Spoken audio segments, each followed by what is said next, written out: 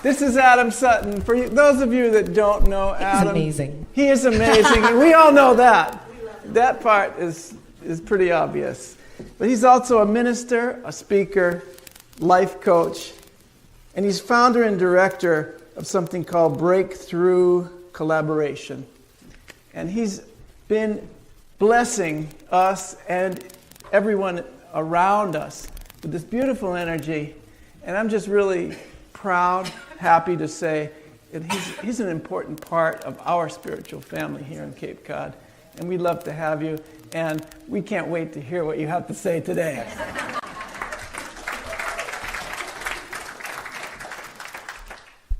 All right, we set the bar high again. Oh well.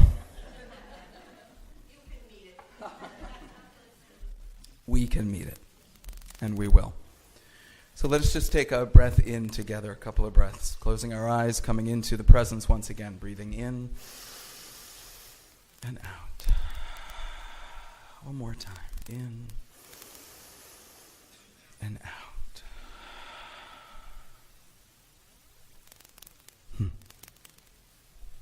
We honor all paths to God. Let's just take that in this morning. We honor all paths to God in unity.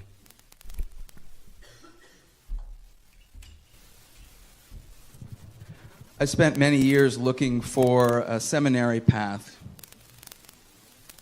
Inside of the understanding, as I've shared here before, that is the belief that I hold truest. That there is only one path. It is a very inclusive path. And no one is left outside of that circle. No one is not on the path to God, on to knowledge, wherever we are, Bo or not, in this moment. We are all somewhere in our journey seeking to go within and to share that without. That is our work as not only spiritual seekers, but as spiritual knowers. And so this morning, I did something that I rarely do. I reversed my spiritual practice this morning. And my husband, yes, I can say husband now. Since I last saw you, I got married. It's real. I had to mention it. All right. My husband had turned on CNN, and I watched the news, which I rarely do before any of the spiritual reading that I do. So I reversed it. I watched the news and watched some of the protests unfolding and all the politics playing out, sort of our small mind playing out. And then I went to open up the current book. I really only try to play with one spiritual text at a time. I don't know about you, but I get pretty overwhelmed otherwise.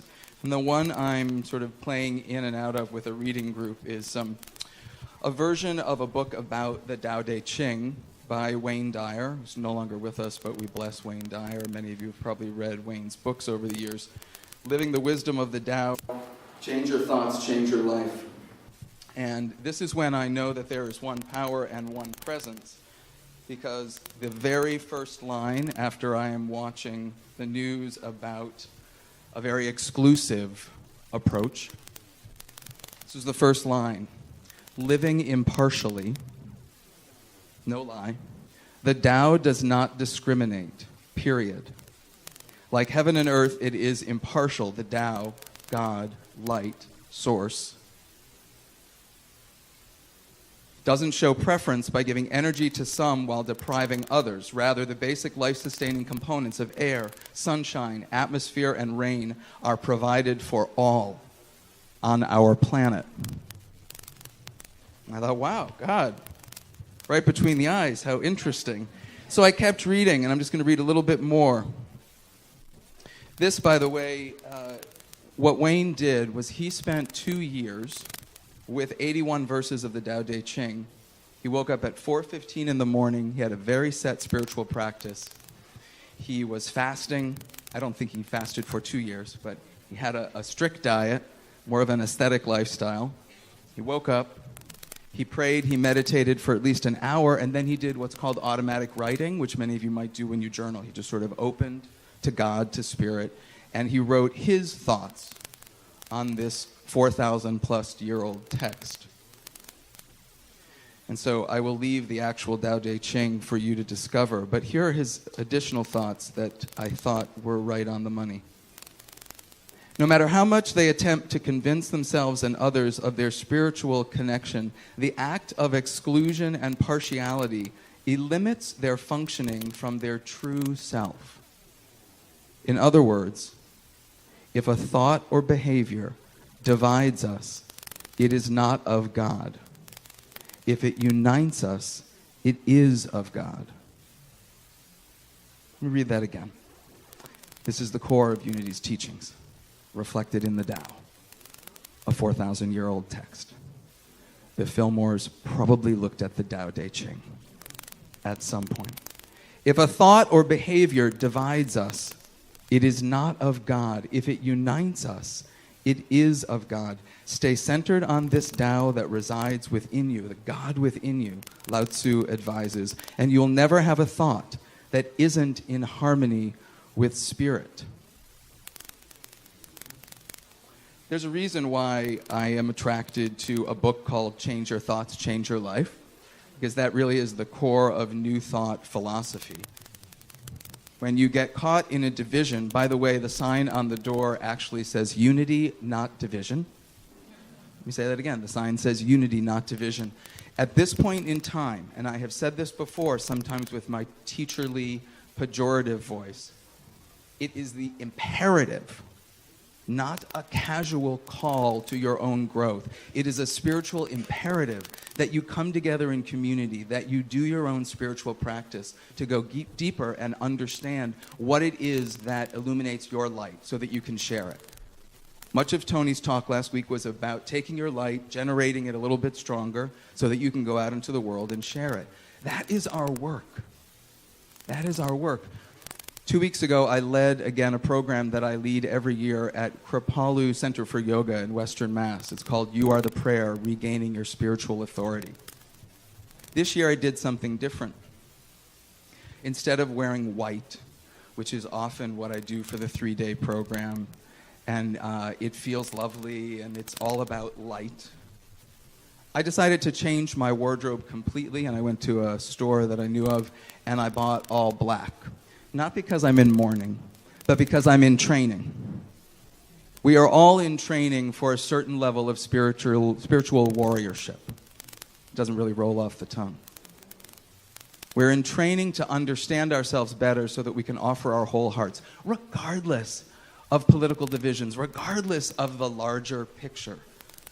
This is a both-and moment, right? We need to go within, we need to source the source, we need to know who we are, light up our own light, and then, both and, we need to go out into the world and share it as powerfully as we can. Why? Because in the face of division, we will not survive.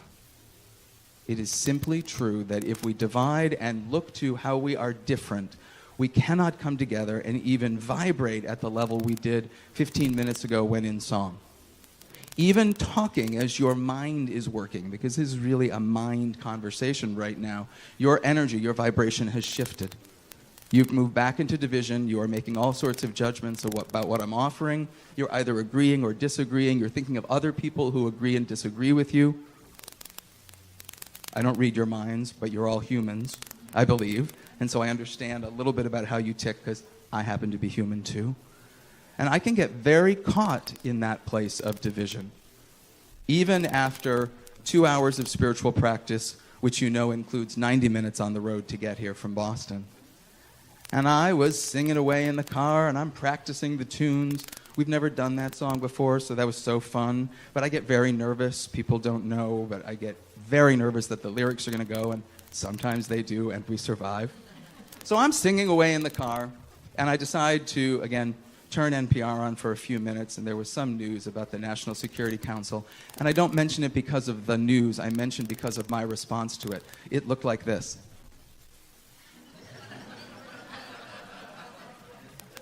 For like 4 miles. I couldn't process. There's something going on right now that clinically you could call cognitive dissonance, where there is all sorts of information coming, and it's very hard for us to make sense of it. Again, regardless of your political affiliation or understanding or desire. There is too much information to process. And what I do in the face of too much information to survive is I have to slow down. I have to breathe. I have to remember who I am and what I'm here to do. And the Course in Miracles, which is often sourced inside of Unity, and I know Tony talks about a lot, says there are really only two choices, love or fear. And so in that moment, I need to remember, I've slipped into quite a bit of fear. I have a talk to give. And then I realized, regardless of all of you, for me to survive the rest of this ride and for me to be able to see the light, which is so beautiful and changing. I know I say this a lot, but I love getting to the Cape, and I come over the bridge, and the light is different. You know this, or you wouldn't be here. The light is different. And so to even see the light, right, to see the light, I have to take the dark thoughts of division, and I have to put them somewhere. And I cannot put them over here. I have to do this. Right? I have to look at everybody who I feel different from, and I have to bring them in. And I have to pray to open the heart, open the heart, open the heart, do the work. Because there is no other way. But I seek reminders, and they show up. 2 weeks ago, I forgot where I parked my car. Has anyone ever done this? Thank you. So if you see my car, it is bright yellow. It's probably the only bright yellow car in that parking lot, I would imagine. One of the reasons I got it, people joke, they say, well, at least you'll never lose it in the garage. This is one of the reasons why I bought a yellow car. I'm not crazy. Well, I might be crazy, but for this reason, I thought it was very practical. I have a bright yellow car, and I don't often lose it, but I did misplace it for about 20 minutes in the back bay, getting Beacon Street and Marlborough Street and Fairfield Street and Gloucester Street a little confused. And so I knew that I was going to be a few minutes late getting back to my car, and Boston now has this very cool parking app where on your iPhone I can just click, 2 hours at this particular meter. But they only give you 2 hours, and I was about maybe 4 or 5 minutes over. And I knew this. So this is me 2 weeks ago in between appointments, and I'm trying to remember, and expletives are coming out of me and quietly, and I really can't remember. I don't know what street it's on. There's nobody to ask, right? And I'm looking down, and I see, there's that little speck of yellow. That's it, right? So I walk down, walking really fast. There's a little alarm on the app, and it tells you when your time is up. I've heard this alarm now. It's about 6 minutes ago. So I'm walking faster. I arrive, no lie, I arrive just as the meter person. She has got her little computer, and she is standing next to my car, literally in this moment. This has happened to some of you. You're all groaning. So I run up. And I had two choices, division or unity, love or fear. And I was in the, oh my God, let me explain, please don't mode. And I turned it around. And before I actually saw her and I came around the corner, I took a breath and I thought, she's right. I'm wrong. I'm 7 minutes late. Okay, I own it. I'll take it. Pulled it in. I walked up to her. And instead of defending, I said, it looked like this. First I went like this. And there was no smile, very stern face. And then I offered a word. I think I said something like, I'm sorry, I did the best I could. She looked up with no smile and just briefly said, I didn't write it yet. There was no wry irony, none of these, none of this. We didn't hug. There were no songs, no trumpets. She literally said, I didn't write it yet, and then walked away. She did not wait for a response from me. It was so beautiful and so interesting. There are lots of books written about changing your thinking, changing your life, and how what you expect you get. And so I expected connection. I expected unity. I expected good. And I got it. But even when I got it, it was a surprise to me. And so I need to take that in. And so in that moment, I have told this story 3 times. I tell it because it's true and because we forget how often God shows up in every moment. And what that does is it takes me out of my limited vision of time and space and what's happening in my perception. Because all that I offer you up here is my perception. You have your perception. There are multiple truths in the sense that perceptions are different, right? And so that's incredibly challenging in a world where we want to turn things into literally black and white. Life is about navigating the gray. Life is about navigating the gray. We hate that. It's incredibly challenging. Because the only rules that we really can live by are the spiritual rules we've come to understand inside of unity and in every spiritual tradition that teaches that there is only one power and one presence. There is only our own heartbeat. There is only our own understanding and experience. There is only our capacity to go within, to create space, and to turn that back out and to love ourselves first and then others. But it's not easy to do. So again, I look for reminders. This morning, we have some paperwhites in our house, and I noticed them. They opened maybe 3 or 4 days ago. The smell of paperwhites is a little strong, right? And they were in that full bloom, and so I noticed them. And then I thought of the verse from Matthew, the lilies of the field. They don't toil, they're just beautiful.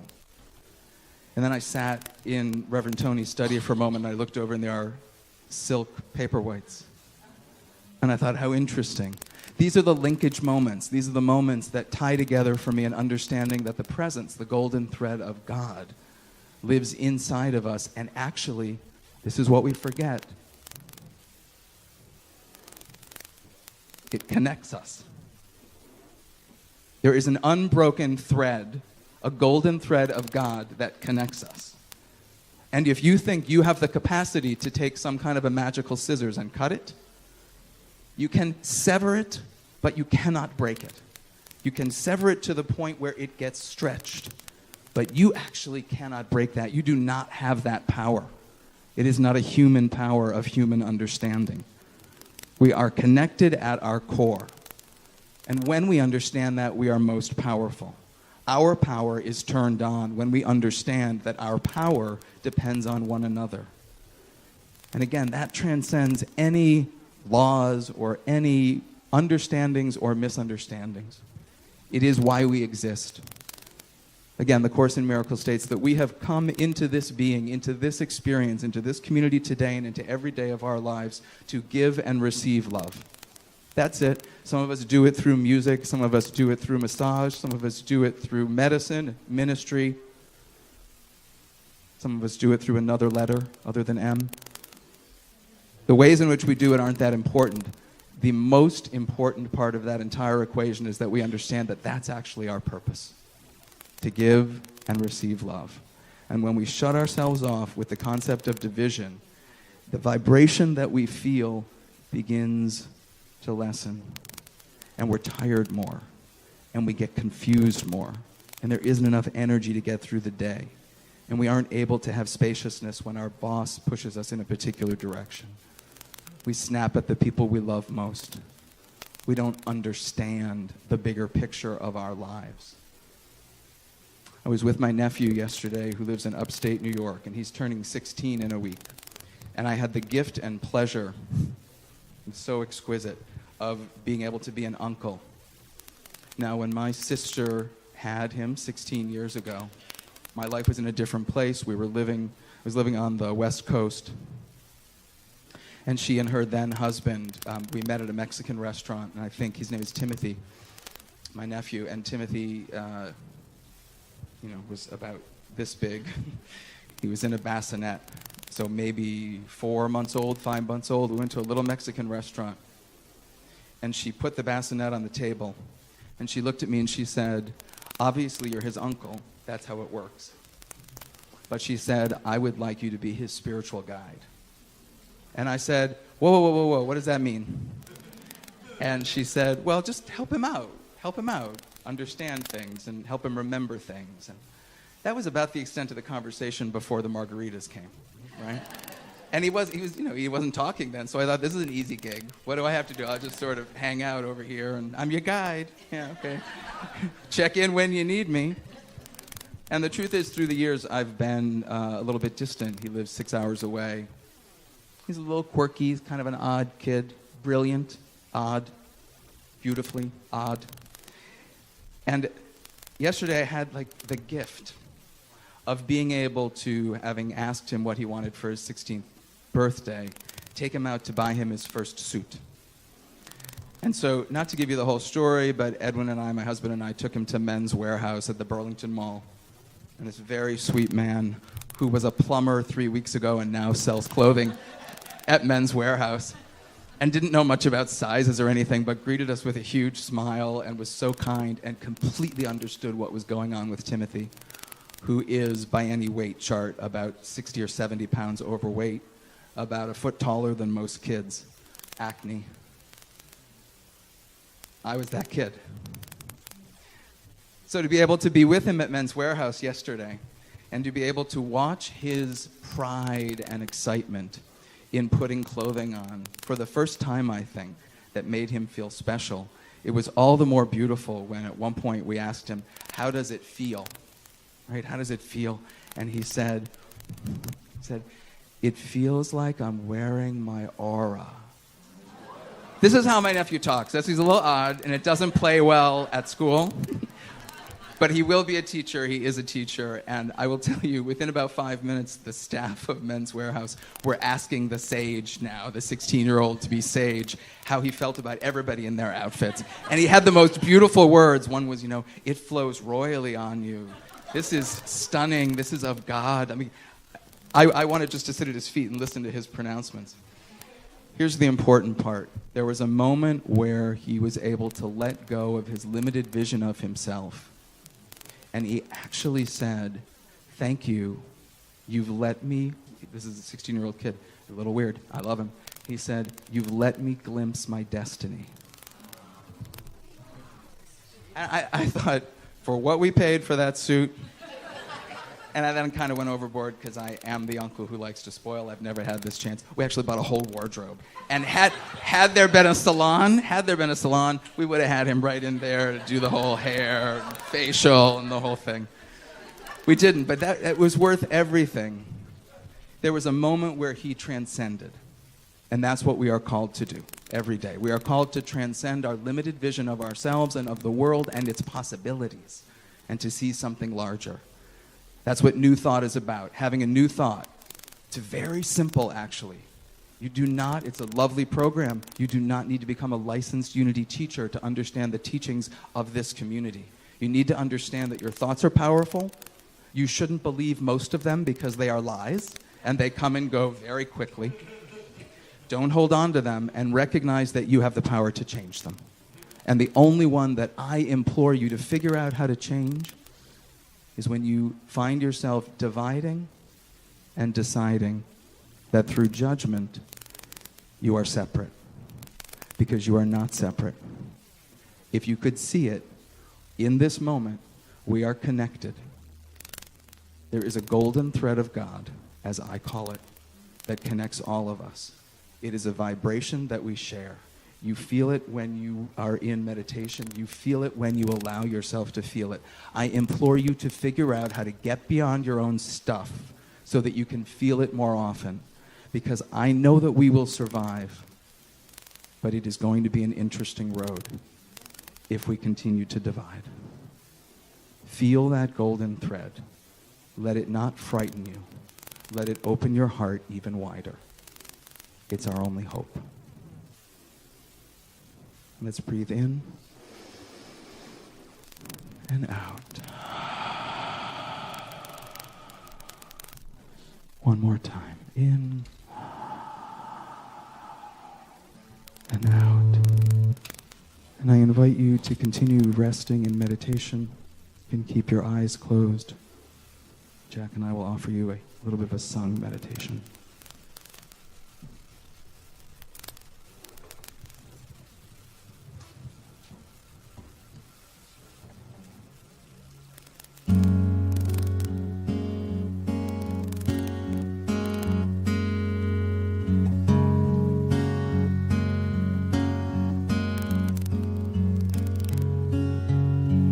Out of the ruin and the rubble, out of the smoke, out of our night of struggle, can we feel a ray of hope?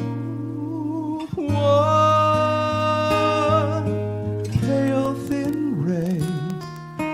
reaching for the day we can build a beautiful city. Yes, we can. Oh, yes, we can. We can build a beautiful city, not a city of angels, but we can build a city of man.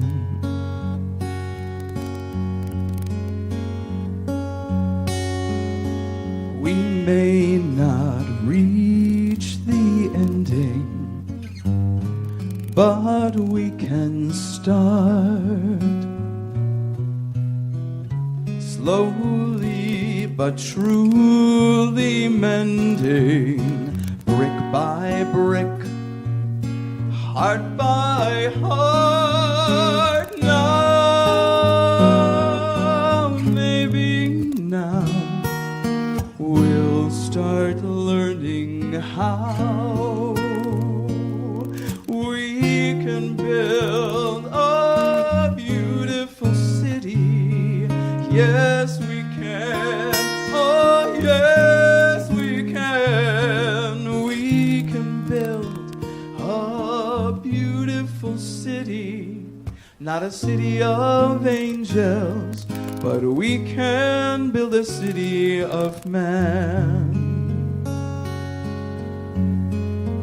When your trust is all but shattered and your faith is all but killed, you can give up bitter and battered, or you can slowly start to build a beautiful city.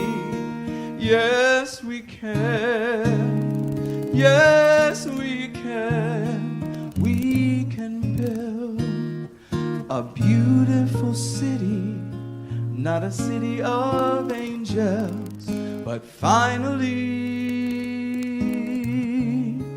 a city of man. City of man.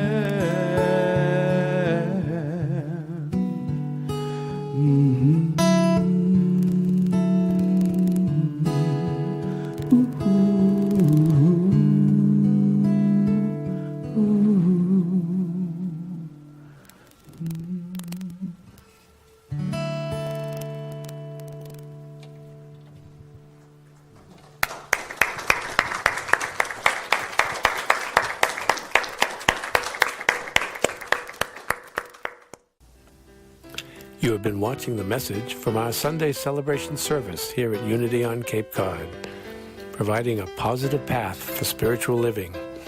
Please join us every Sunday morning at 10 a.m. at 147 Walton Ave, Hyannis, Mass. And visit us online at www.unityoncapecod.org.